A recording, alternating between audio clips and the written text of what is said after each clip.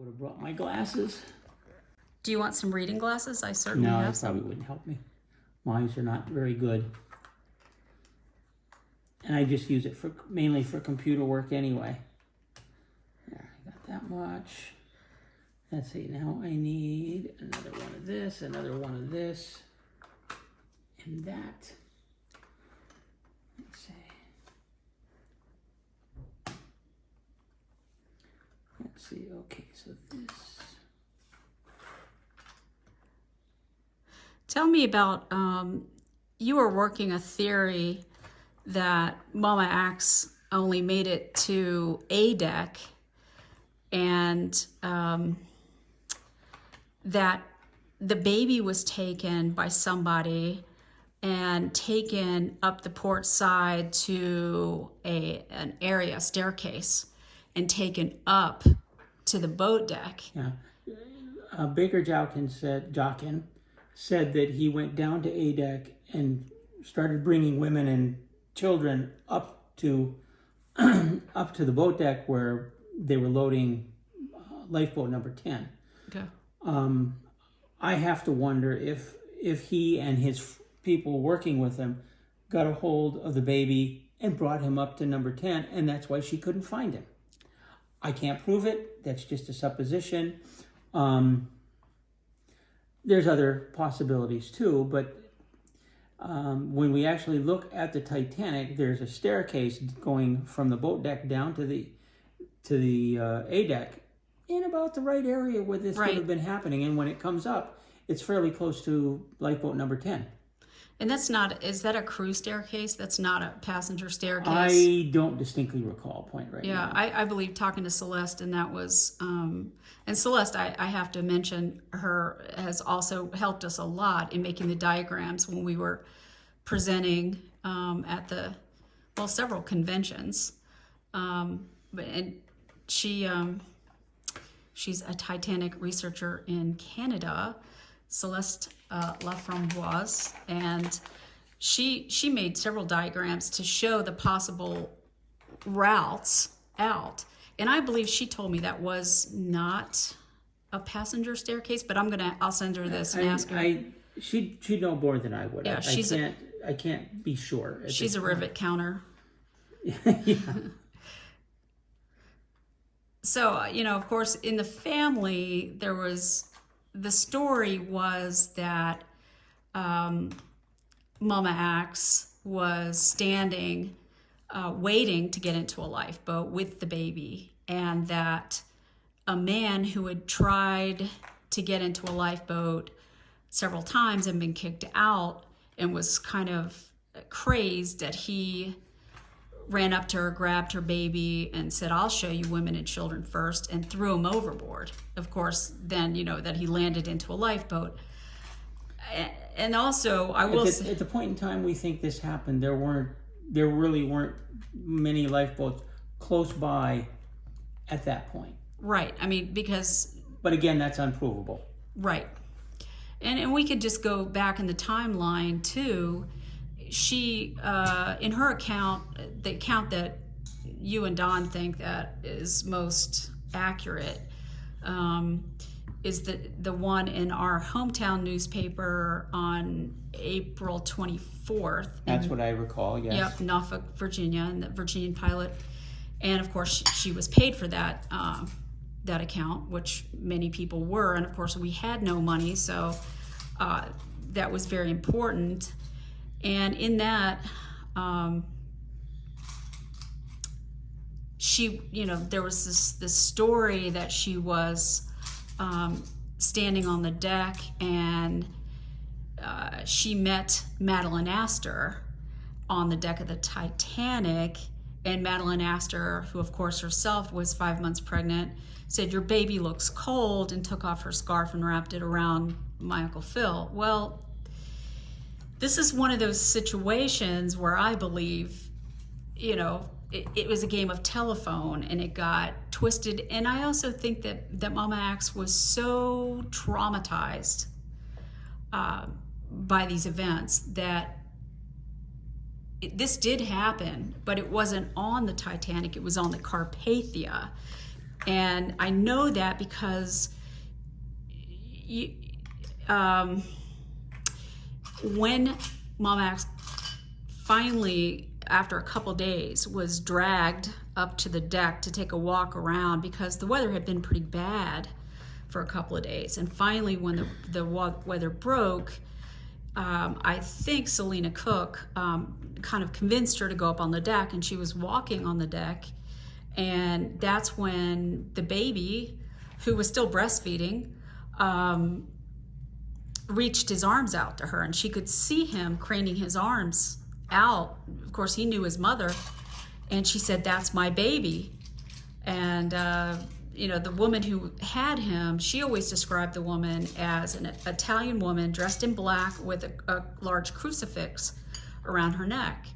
And the woman, in my mind, was probably just trying to be responsible.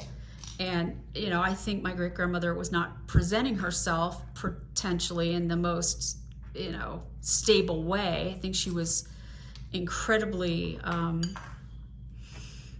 affected and profoundly traumatized. And probably the woman was not ready to give the baby up to this woman who she wasn't even sure it was her baby. So they were told to take the baby and both women to go up to Captain Rostron's cabin, and which they did. And the captain was going to sort it out. Well, all of the officers of the Carpathia vacated their cabins and gave them to first-class women, including Captain Rostron. And when I was in the Caird Library researching Walter Lord's papers, I actually found a letter. And it was talking about Marion Thayer, Eleanor Widener, and Madeline Astor were the three women staying in Captain Rostron's cabin.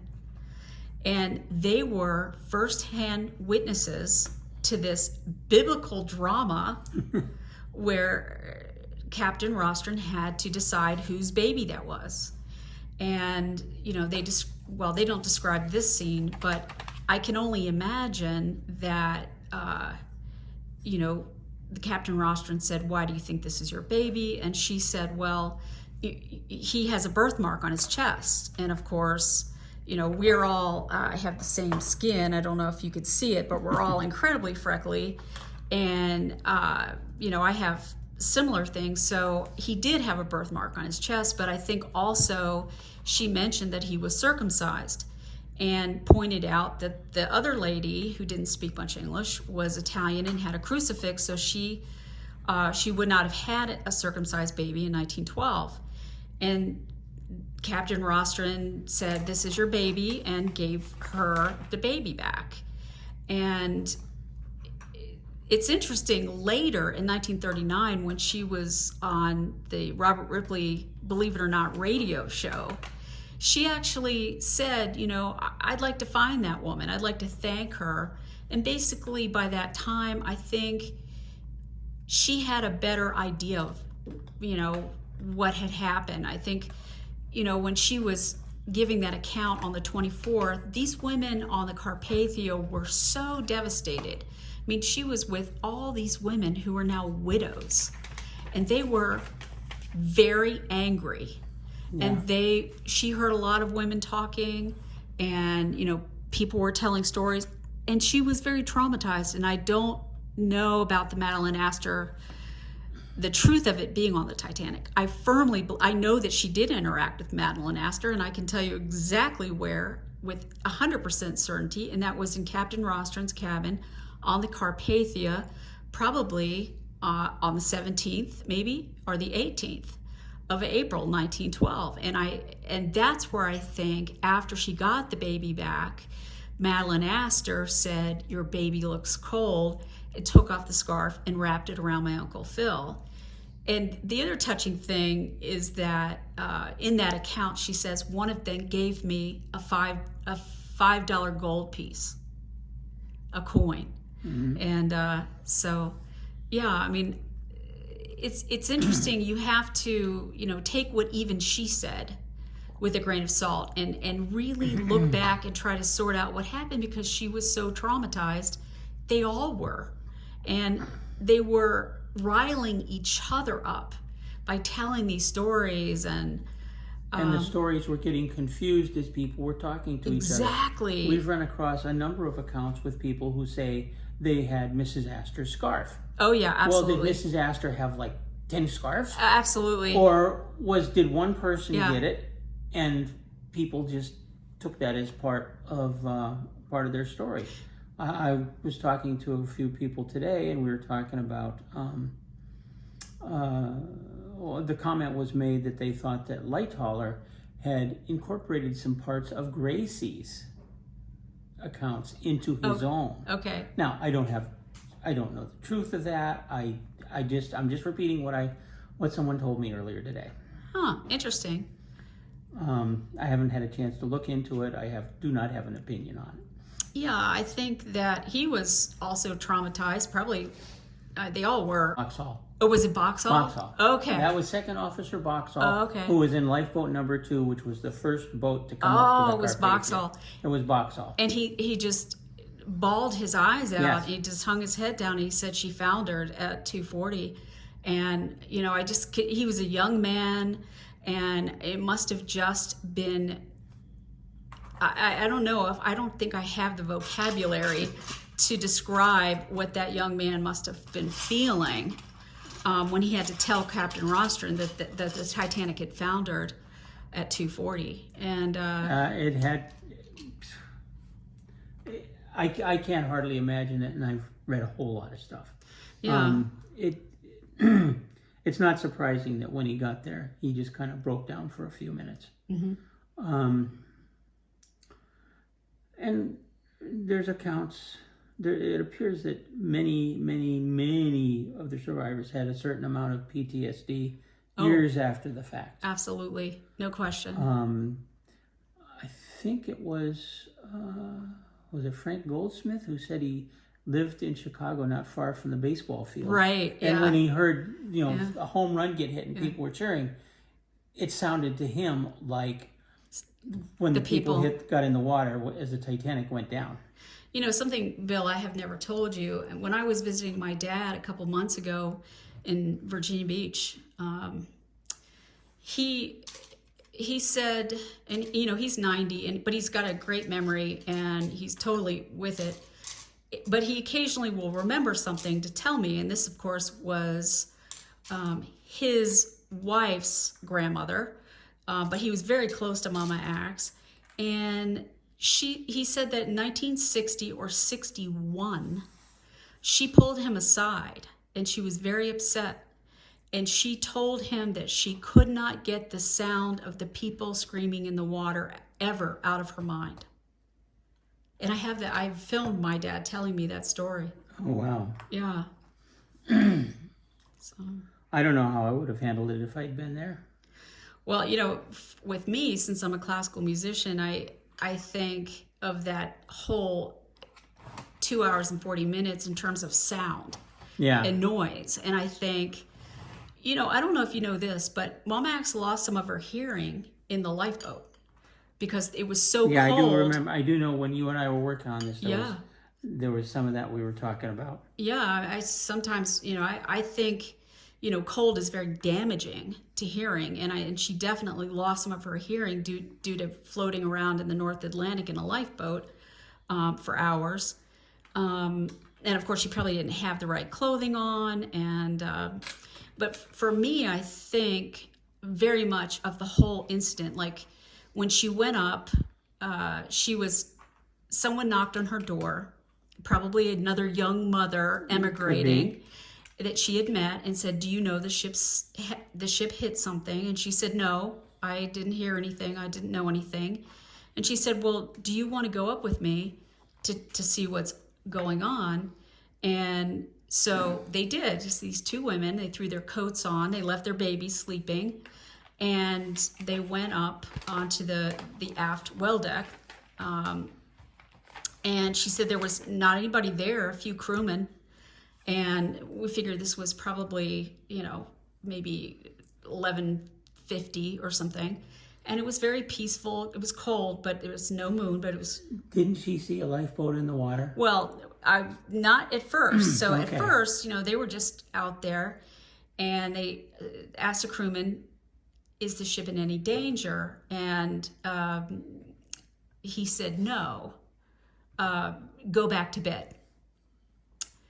So, they just kind of hung out. They were two young women, just having fun, and they didn't think anything was wrong. And then all of a sudden, the steam started to become released through the whistles. And so, Right, of course, and we think that happened. I wish I had my documentation handy. about I think 11:50. 11:50. Okay. around there. Yeah. And- it was fairly soon after the accident. Right, and it was fairly soon after she got on the well deck. So she went from thinking, okay, this is pretty cool, nice night, just out cold, but out there looking around, talking to the crewman, no trouble, go back to bed. And then the most unbelievable racket started with the steam being let off through the whistles, which, if you've ever heard a boat horn on a steamship or a steam train, it's ear-piercingly loud. Right. Well, usually it's only a few blasts, right?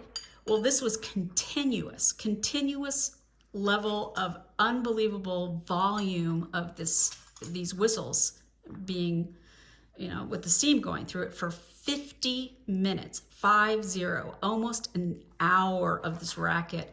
And it was said that it was so loud that you could scream literally in someone's face and they could not hear a word you said. That is what I recall. Yes. And I mean, it had to be ear piercing. And then after that, then the rockets started to go off. I think when the steam whistles were blowing, and then when the rockets were being shot off, and then they decided to go over and look over the starboard side, and that's when she said she really knew the ship was in trouble because she saw a lifeboat in the water. And we believe the first lifeboat left at 12:40, so it would have had to have been after It that. was probably like lifeboat one. The lifeboat that went down at 12:40, the first lifeboat that left was number 7. Okay. When you look at the forward starboard boats, they went in reverse order. Okay. 7, which was the one toward the back, then 5, then 3, then 1. Okay. So 7 went down at 12:40, 5 went down, we believe, at 12:45. Somewhere in there is probably where she saw the lifeboat in the water. Well, all of those things happen in kind of rapid time, and that's when Those the two of them. lifeboats were going down fairly rapidly. Murdoch was doing pretty good at that point. Well, he was doing pretty good the whole time, but he was not dawdling. He was getting people in the boats, Right. and if people were not going to jump in right away, he called them in. If you want to get in, please get in. But he didn't hold the boats up. Right. All of the early boats went down they were not filled. Right. Because people weren't worried enough. They didn't figure that it was safe to be in that little boat as Right. opposed to the big ship. Exactly. So he wasn't going to wait around for him. He put in as many people as he could in the boats, and he lowered them. Right. And really, that's all he could have done. And really, I mean, I tried to put my mind there. I mean, the ship was heated. All the lights were on. The band was playing. Why would you want to go 70 feet down the side of this ship in basically a large rowboat into the North Atlantic? That in itself, had to be absolutely terrifying. True. So Very true. a lot of people, were holding off, wait and see, had a wait and see attitude. But, at that point, she and her friend, went down immediately down to their cabins and started to dress and get their babies ready. And she said she tried to put a life belt on the baby, but it was too big. It didn't fit. And Did we try to put a life belt on? I think guess we did, yeah. I think we did, now that I recall. Yep.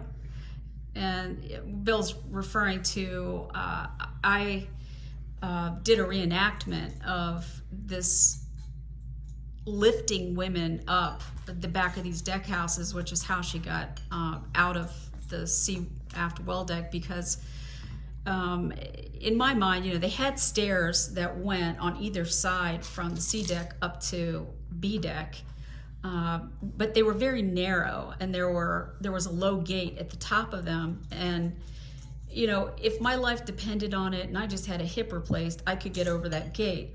I think it was a log jam. I think there was no real way for people to get. I also think that the crewmen at the top were not really letting people across early on. Yeah. This is first class territory. You can't come up here. Right. Well, so eventually these young crewmen looked down and they saw that there were just a whole bunch of these women and their children. They had nothing to do. They couldn't get out. They were stuck there. So they formulated this plan where they jumped down. And if you look at the back of and this is why I wanted to do the stern section first, to get a really good look at where the action took place. And I think they probably, there were some crewman ladders, but they also jumped down on the crane arms, the cargo crane, and then on the housings of the cranes, and then maybe on the hatch cover, and then down on the deck. And they just in this creative way, they just took these women up using a human ladder. That's how she referred to it. She also talked about how it was like a circus act. Yeah, it had to be. Yeah, it had to be. And she wasn't the only woman that was brought up this way. Right. Who these people were that were doing this? Did they survive? I knows? don't think that many of them did, if any. Maybe they were asked at the last minute to get in, row a boat or something, but I seriously doubt that. And I figured that these men are, just heroes of epic proportion in my family story. And one of the reasons I'm having this conversation with you right now, because they did that. It was just absolutely. I would guess, and I emphasize the word guess, that most or all of them did not make it off. I think you're right, sadly. If they did make it off, well, none of the accounts about, maybe I shouldn't say none. I'm not aware of any accounts of men saying, I was lifting people up those last things. Now, right.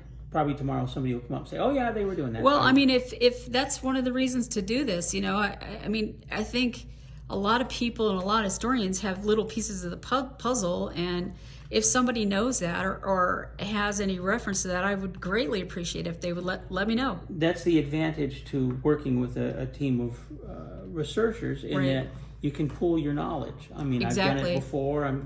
I'm going to do it again at some point. We all have, like you said, we all have pieces. Right. And sometimes you need to put the pieces together.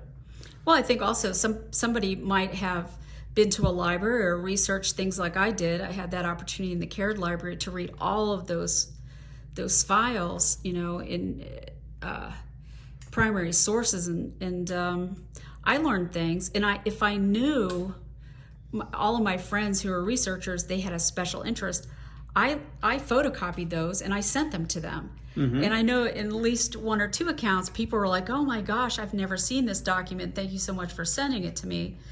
And there is still research to be learned. There's still a lot of good information, but actually more accurate information that's being learned now. Believe it or not, it seems unlikely, but it's true. I was talking to someone just the other day, and they said, I just found this account. I'd never seen this before. Right.